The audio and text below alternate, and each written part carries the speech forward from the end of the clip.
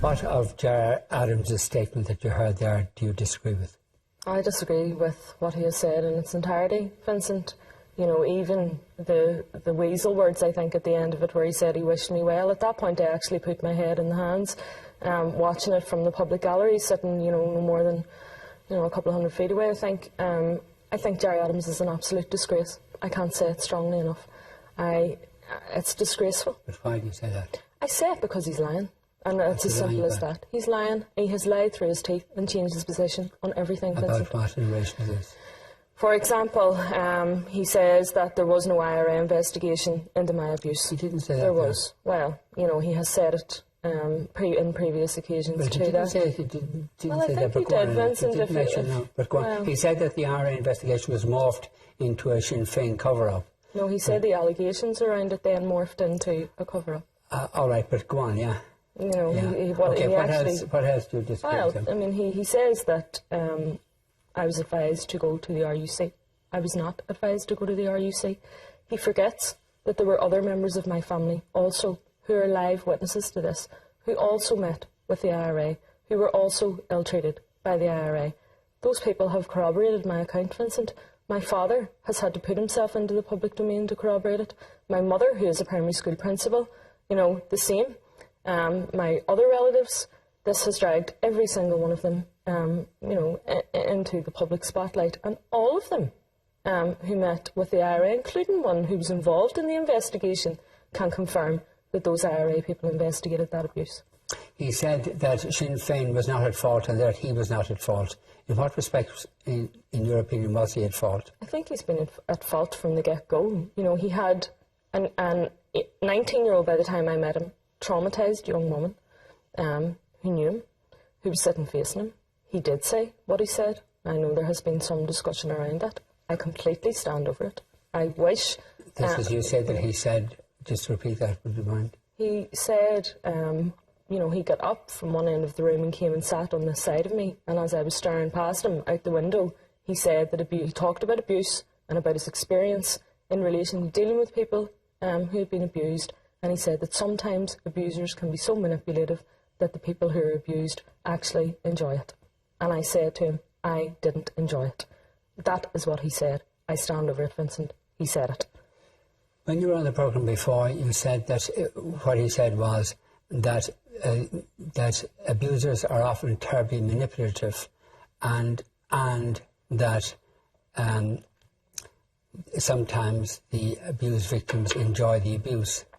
And I just put it to you, and I put it to you again, that it's more likely that he said, when you had the word enjoy, you probably got very tense and angry, but that it would make more sense if he had said, sometimes, often the abusers are very manipulative, and often they believe that the victims enjoy the abuse. That is not what he said, Vincent, and I agree with you. It would make more sense if he had have said that. That isn't what he said. There is an easy way to verify this, and I wish the British government would do it. We had that particular meeting in his office at the time. There was an MI5 closed meeting in Westminster, no more than a couple of years after that. Eliza Manningham-Butler, who at that point had responsibility for MI5, and this is all, it's a matter of public record, Mo Monaghan at the time, confirmed that senior Sinn Féin officials were bugged throughout. I am telling you, Vincent, that if that recording exists, I would like the British government to release that recording. It would categorically prove my account. All right. Did you have any sense in the Dáil yesterday that your abuse was being used as a political weapon against Sinn Féin? And I say that because, for instance, the government parties are responsible, Fine Gael and Labour and government, are responsible for cutting back hugely on funding of rape crisis centres. And as it happens, the rape crisis centre in Dundalk, for instance, had to close. And if they were serious and really concerned about the rape of women, wouldn't you think that they would be keen to keep funding organisations such as the Rape Crisis Centre? Well, I mean, you're preaching to the converted, Vincent. I am a rape victim. The first thing that I would be saying, and I did say it in every closed meeting that I had with every single politician, north and south, was that resources needed to be directed into centres like the one in Louth and right across the board to train people people who are trained to deal with victims and not re-traumatise them. And I, always am of that opinion. And I haven't shied away from that. But it isn't my responsibility. It occurred to you that some people in the Dáil were using your case as a political football, and they're not serious about concern for rape victims? No, I think having met them all, North and South, every single person who has met me, away from the media spotlight, in the cases of people like Mike Nesbitt and Micheál Martin, for example, and the SDLP, have dealt very sensitively with me at times when I was very frustrated and feeling suffocated that I wasn't able to speak. And I take the point, Vincent, I actually think there is no getting away from the fact that this is a political issue. This essentially is about people who stood accused of abuse, who were moved around the jurisdiction. Nobody has any idea where those people are, what type of access they may have to other children. And I think that if a political party didn't raise that I would be hugely concerned. Do you have evidence that the IRA did move sex abusers from the north to the south? Yes. Do you know the names of any of these people? Yes, and I have already met with the Gardaí, and I am meeting them again next week. Did you tell Enda Kenny about the names of these people? I spoke to Enda Kenny about the issue in the round, and I did name some people whose names were in the public domain, and those names were passed on to the Gardaí. How many people how many abusers were exiled, as they say, from the north to the south by the IRA? Well, that is the thing that Sinn Féin need to answer. I understand that, and my possession at the minute, we're well into double figures on that, and I don't want to put a figure on it because names are still coming through. So if I give you a figure tonight, I can guarantee you it will be different by tomorrow. Now, I'm not saying that I don't know whether every single person is guilty of the allegations levelled against them. Had the IRA not involved themselves in those cases, those people probably would have been in a court of law. So and victims would have had the opportunity to seek justice for the wrongs that were done to them. But I think at this point, and this is why I'm continually putting myself out in the media, because I can't say it strongly enough, it is an urgent issue. We don't know where these people are. We know in some cases one ended up working in youth projects in both Belfast and Dundalk, after his own brother believed that he was a child abuser and did absolutely nothing about it and put those children at risk. And I'm very angry about that. And I'm angry on behalf of Anya Adams also, who I have had contact with. We know of another person in Belfast who was a senior provisional, who Gerry Adams knows or knew acutely well at one point in his life, who ended up working as a teacher, a substitute teacher, with children. Now, if you replicate that against other people who we don't know where they are, we don't know who they have access to, I think you're looking at a hugely serious issue here. And people need to look at their children and think, what would happen if something happened to them? And these people had knowledge of it and did absolutely nothing about it. And that's what frustrates me so much, Vincent, because in my own case, once that person was given money to go and he had access to a car and he disappeared, to use Gerry's term, which I think was hugely offensive yesterday, actually, given the fact of the history of the Republican movement in disappearing people. Once he was moved, I went to absolute pieces because I had no idea when I was going to bump into that person, whether any of my family were going to bump into him. I remembered how I felt when I was lying on a sofa and things were being done to me, and I heard the potential screams of other children at night time when I was trying to go to sleep. Now, I don't want to hear that for the rest of my life, Vincent, about other people who I know have been moved throughout this jurisdiction. And the most frustrating thing is, I know Sinn Féin know this information. I know they conducted an internal review and a damage limitation exercise on it. Those people need to go to the Gardaí. Gerry Adams stood up in the Dáil yesterday and said he went to the Guards with information. And we find out today on a radio programme he didn't actually meet the Gardaí face to face. He gave it to the Child Protection Officer in Sinn Féin. Now that tells me that he has learned absolutely nothing throughout the last number of weeks. Gerry needs to walk into a Gardaí station, meet a senior Garda and sit down from start to finish and tell absolutely everything he knows in relation to child sexual abuse and allegations that have been levelled against members of his own movement, against Sinn Féin members, against other people who were moved not just throughout Ireland. Some people were only moved a couple of miles away from the people they stood accused of abusing. In my case, that man was moved to London. His brother was put out by the IRA for having a similar allegation levied against him from another person. We know that Liam Adams was given succour by a priest in New York at one point and moved back. If the politicians weren't raising that, Vincent, and if the media weren't raising it, I would be absolutely devastated, because that would mean that nobody would have an interest in the protection of children. In the letter that you wrote to the IRA Army Council, which you disclosed yourself, you seem to be of the view then that the IRA ought to be more vigilant in investigating cases such as this. Oh, what I was saying to them was I couldn't accept that they had moved or facilitated my abuser out of the country and he would have access to other children. More than that, you actually were critical of them for not investigating other cases. And given your own experience of an IRA investigation into abuse, it seems odd that you were in favour of them investigating. Well, I wasn't in favour of them investigating other cases, Vincent. That may be your interpretation. It certainly wasn't mine. But also, that letter was written after the second investigation, and that second investigation wasn't included in the Spotlight programme for the specific reason that it would have shone a spotlight onto 2 other individuals who had also levelled abuse against that man. You know, at that point, the IRA were telling me that the RUC had facilitated this man out of the country. I didn't know who to believe. There was a second set of individuals brought in to deal with this in terms of the second investigation. The man had been put under house arrest in his sister's house and had been facilitated out. And at that point, I was so confused after being put through absolute madness for the guts of a year. Then to discover that there were 2 other young children in the mix also was hugely devastating. The IRA Army Council said no revolutionary organisation can afford to have paedophiles or suspected paedophiles in its ranks, especially one with a profile in restorative justice, that especially with an accused, a suspect who has a profile in restorative justice. It doesn't make good sense, good internal and external relationships, and it certainly doesn't bring Republicans further on its goals, aims and objectives. By letting the person who abused you go, you collectively planted the seed that it was okay for him to do what he did. It doesn't matter that I lost part of my childhood, and it was pointless in me going through the investigation. You also changed my opinion with regards to how the army, that's the IRA, deals with things. How can I advise anyone in a similar situation to myself to try and get right and wrong, to try and right the wrongs?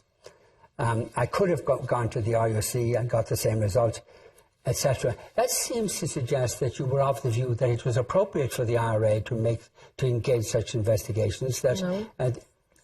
On the contrary, Vincent, actually what I was saying to them was you shouldn't have people like this in your organisation. You should be booting them out. Not that you should be investigating them, you should be booting them out. You know, the minute an allegation surfaced, that I could have gone to the RUC at that time was me saying to them, I could have gone to the RUC and got a better result.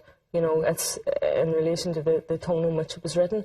I wrote that as a 19-year-old, very traumatised person who was so frustrated, and that letter was written to the Army Council, not the people who had investigated the abuse. I was critical of them in the letter and said, you know, I have a serious problem with the people who made decisions in relation to this. You know, and this was during the second investigation, and this man had just gone, and I had already had one meeting with 2 representatives from one in particular from the Army Council, and that man now, I found out yesterday, stands accused of being involved in another case. You know, this is just complete madness. This letter that you wrote, you were seeking an interview with the IRA, and you were complaining about the delay in the interview taking place. And I think some people will find it strange that, given what you said was your experience at the hands of IRA people in their interrogation of you, that you would want a further meeting with them. Yeah, and the reason that I wanted the further meeting, Vincent, was because the first meeting that I had with these 2 individuals was Padraig Wilson and Mary Wright. The reason that I had that meeting was because the day before I had found out that this man had gone and nobody knew where he was, and I was freaking out. And I went to Siobhan O'Hanlon and I rang her, actually. I passed her on the road and then rang her and said, you need to get me somebody to speak to who can answer some questions. And she said, I can't get them today, they'll all be on the drink. So she got them for the next day, Vincent, and I went and I met them. And at that first initial meeting, my sole concern was, A, where is this man? B, how did he get away? And C, how did he get away from the IRA? He got a check. No, how did he get it out of the? No, you actually said it was unbelievable that somebody like this could escape from our dying while the IRA was very strong. He was under house arrest at the By the IRA. Yes, so you were complaining that this person escaped from house arrest by the IRA. Yeah, but at that point, Vincent, this was the second investigation. There were 3 victims. We had been warned that we couldn't tell anybody, we couldn't report it. A newspaper article broke the day before the first meeting, and I was given a guarantee by the IRA Army Council that they would find where this man was. And at that point, I was saying to them, this man needs to be reported. And there was a very acrimonious second meeting on the back of this. The tone of this, you were asking the IRA to, you were complaining about the IRA having had a person under house arrest, we also letting them go. Put under house arrest, by the way, Vincent. You were also of the view that that it was proper for you conveyed the impression that it was proper for the IRA to undertake such investigations. For if they were to put somebody on house arrest or retain somebody on house arrest, they would have had to engage in some investigation anyway. The context is everything, Vincent, and this is why I'm saying to you there was a second investigation. I didn't know that man was placed under house arrest. One of my younger relatives, who was very young at the time, Siobhan O'Hanlon, came to collect me from a building to tell me that that young child had come out and said that someone had abused her, and I didn't know where this man was. And at that point I was taken to a house in Ballymurphy, and I wasn't told. My parents were sent for, they were in Donegal. Everybody gathered, and this is why I'm saying there are live witnesses to this. There was a full house whenever the IRA came and took me out of that house, Vincent, and at that point I didn't know where this man was. We were then subsequently told that he was under house arrest. My father had 2 separate meetings in which he asked for that man to be handed over into RUC custody, and that's the reason why that man was put out very, very quickly. For him to be handed over to RUC custody. Well, he was already gone by that stage, Vincent. Okay. I had been asking for a year to be able to report this. There's also the issue to do with the letter you wrote to Breed Wright, who is the person that you described in the programme that you did with us previously as somebody who was terribly abusive of you and that you were terrified of her. You talked of how she summoned you to a house in Ballymurphy, I think, and that she put on a kettle and you thought that she was boiling water to pour it on you, and then you discovered that she was only making tea, and then you described the circumstances in which she behaved abusively in a bullying way towards you in the investigation. And yet you wrote a letter to her saying, you are never going to know how much you have helped me throughout all the shite that went on years ago and in the aftermath and again recently. I meant what I said about you being the only one from that time that I trusted, and for me to trust anyone after everything that had happened is a major thing, etc. You mean the world to me. You are kind, compassionate, committed, and above all, you gave me an ear when I needed it. That doesn't sound like the person you described previously. Yeah, well, it does, Vincent, and I can explain it quite well. You know, for the first 6 months of that investigation, the IRA as an entity put me through absolute hell. There was a point during that first investigation, which was around about the 6-month mark, when an uncle of mine was taken in to that investigation as an IRA member in order to go and tell my parents. And I was put out into a bedroom, and I started crying. And that man came in to that bedroom and said to me, you know, Maria, after the IRA had informed him, if this man hasn't done this, you need to tell me now. And if he did, he's a scumbag. And I cried. I was in absolute bits, actually. And Breed Wright came out of the living room and into the bedroom and stood up. She had a black leather jacket on. And it was the first indication. She said to me, do you know what, Maria? Nobody would let this go on as long as it has if it wasn't true.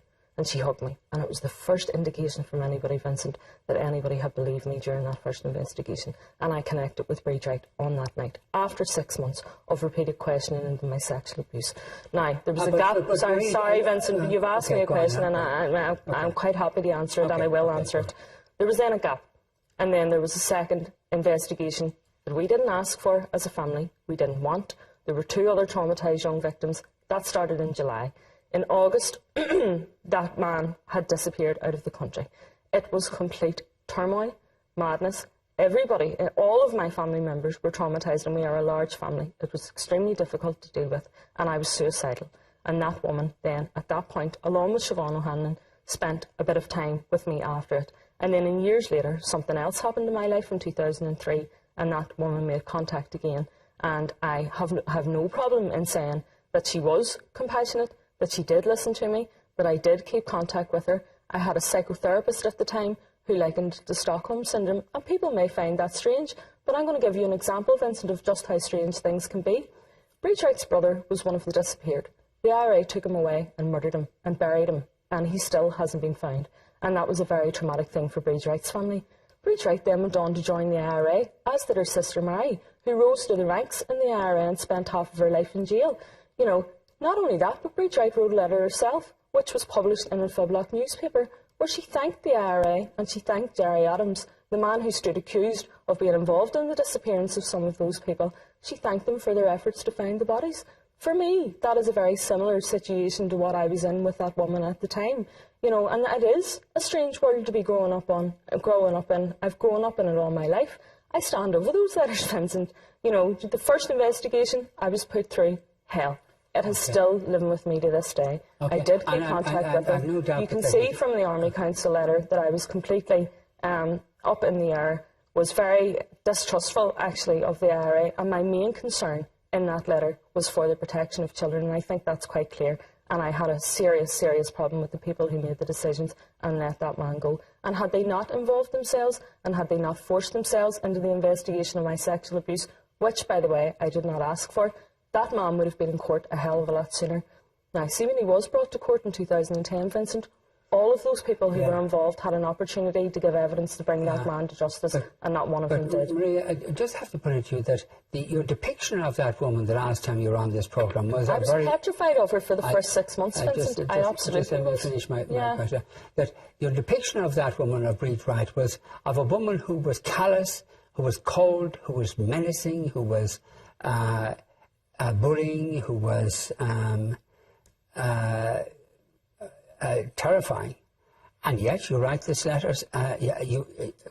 Whatever happened subsequently, you think that she was the opposite, a hugely compassionate, caring, loving woman. And was it fair to describe her in those terms that you previously described her, given what you knew of what you subsequently came to realise was her real nature? Absolutely, yes, Vincent, because she was callous. She was there as an IRA representative, and the IRA as an entity were investigating my sexual abuse. But I've never hidden the fact. For example, Spotlight actually made reference to the fact that I told them that Breachwright was compassionate. I detailed my contact with her afterwards. The police, in my police file, you know, it's in the evidence for the court. I then subsequently wrote an online blog where I specifically referred to the fact that I wrote letters to Breachwright and the reason that I did so. And let me tell you, Vincent, see that letter in particular that you referred to? It was written in 2005, a week after Breachwright had taken me to a psychiatric unit in St. Main. And on the night that Breachwright took me to the psychiatric unit, she broke down and she apologised to me for her role in that IRA investigation. And she told me that she felt guilty and that the IRA had re-traumatised me. I actually think that's a fairly natural reaction to write someone a letter afterwards, because I connected with her at that point again.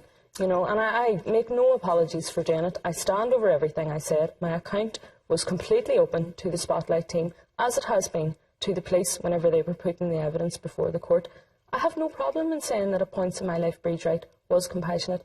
For the first 6 months, Vincent, when the IRA took me repeatedly and questioned me about my sexual abuse, that woman was terrifying, because she was there on behalf of an organisation who were telling me, we are investigating this, we've heard it's in the public domain, you have to speak to us, you're not allowed to speak to anyone else. I wasn't even allowed to tell my own parents, Vincent. And can you picture, as a parent, the IRA coming to your house and suddenly telling you that their daughter has been abused by someone who has been married into the family, and then that they can't even tell it? My father couldn't even tell his own mother, Vincent, for a number of months, and she couldn't be told until that man was already under house arrest by the IRA. And again, we didn't ask for it. I didn't ask for people to intrude into my life. I just want to move on to another issue, and it concerns Siobhan O'Hanlon. And the reason I'm interested in your dealings with Siobhan O'Hanlon is that she was a close associate. I think she was his personal secretary, and she was one of the first people you told about the abuse, even while the abuse was continuing. And then you told her about the IRA interrogations, etc., subsequently. And I've raised the issue, is it plausible that she, given her close working relationship with Gerry Adams, that she never told him at the time? Do you believe she did? I know she did. How do you know? Well, there was a newspaper article printed in August, I think, August 2000. and there was panic on behalf of the IRA because they had got wind of it, because a women's centre had been phoned by the Sunday World at the time, who wrote the article, and the Sinn Féin press office was phoned, and they immediately clamped down to try and stop that story going out, and it went out. And I got a phone call in the early hours. What was the story? It was a story in relation to an IRA investigation into a high-profile Republican in the West Belfast area who stood accused of abusing children in the Upper Springfield area. Now, Siobhan O'Hanlon, I got a phone call in the early hours of the morning to go to an uncle's house of mine because the paper prints early up there. He had the newspaper. I was absolutely devastated at the fact that this story was breaking, because even though I wasn't referenced in the article, the other two people were. Siobhan O'Hanlon came to that house, and she told me that she had gone that day to my Uncle Joe to inform him, and that Adams was aware of it. And I met with Gerry Adams shortly after that newspaper article, within a couple of days of that newspaper article being printed. But just specifically, do you have any recollection of Siobhan O'Hanlon telling you during the period of your abuse and during the period of the interrogation that she had told Gerry Adams about what was going on? No, but I mean, I think the world and his wife would know that the minute Siobhan O'Hanlon thought that the IRA or Sinn Féin would be under threat, that the first person she would be going to would be Gerry Adams, because she saw throughout her life, and I love Siobhan, and I still love Siobhan. I think she did things wrongly at times. I think, in particular, Gerry gave a eulogy at Siobhan's funeral where he painted a picture of her, which I actually think was quite accurate in some ways, where he mentioned how good she could be at times, but when she reared up on you, you knew you were reared up on. That it was Siobhan. I was very close to her at one point in my life, and at other times we were estranged because of the way in which the IRA dealt with this matter.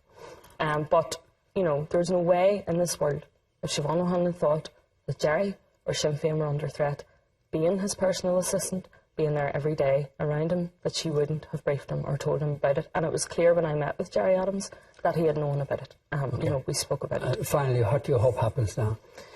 Well, I hope, Vincent, that people remember that in all of this I'm a victim, and that's the first thing, and that it is hugely traumatic for me. I don't think anybody doubts that. And every time, Vincent, and I have to deal with this, I have put myself up repeatedly. Every time a question is answered, I have taken it. It feels like a punch in the gut. I'm not a politician. I have consistently given my account of what happened to me. The reason that I did that was because I feel haunted by the fact that those people may have access to other children. The people who can put a stop to this, Vincent, are the people who won't come on your programme and answer the questions. Gerry Adams will not come on your programme because he knows he will be placed under scrutiny to answer them. I'm quite happy to answer anything that is put to me, but it re-traumatises me every time that I do so. And Gerry Adams has it within his gift to stop it now, and that's what he needs to do. Yeah, I said last night when I saw a tweet of yours, I said that Gerry Adams, I didn't think Gerry Adams had been invited on our programme last night. He had been, and he's been invited on our programme several times. He's invited today to come on the programme, and there's a standing invitation to him to come on the programme and deal with all these issues. Well, what does that tell you? Well, that he doesn't like coming on the programme. No, but that he doesn't want to be placed under scrutiny. Well, there's a lot of other people,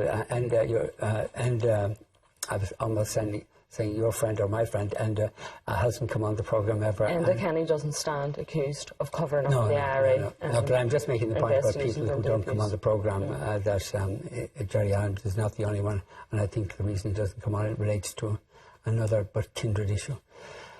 Ria, thank you very much for coming. Thank you.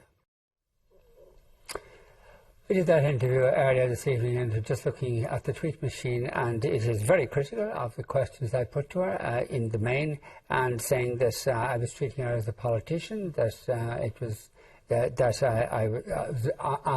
asking questions that were inappropriate. There are other tweets that said that it was appropriate. Just to explain, I thought that it was fair to put to her questions that Gerry Adams raised in the Dáil concerning the letter she wrote to Breed's Right, and about issues that raised by other people concerning the letter she wrote to the Army Council, and I felt it was fair to put those issues to her, and I personally thought she dealt with them very effectively.